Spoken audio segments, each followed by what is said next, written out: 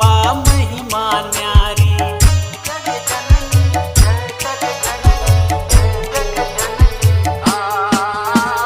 देव दुलारी जग भयहारी शक्ति स्वरूपा महिमा न्यारी।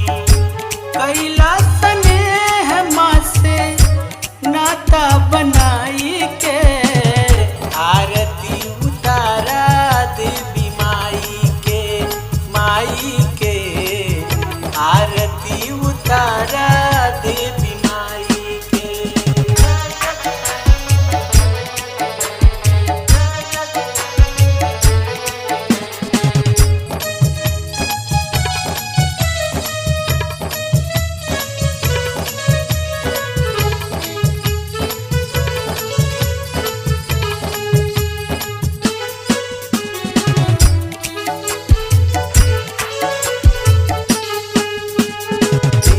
वासनी पाप नासनी सत्य सनातन काल काटनी।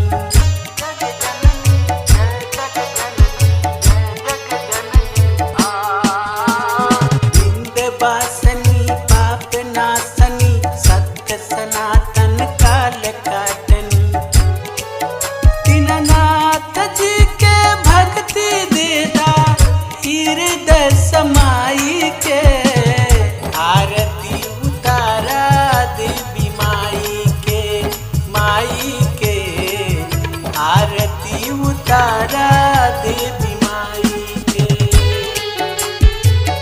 कंचन थाल में ज्योति जलाई के आरती उतारा देवी माई के आरती उतारा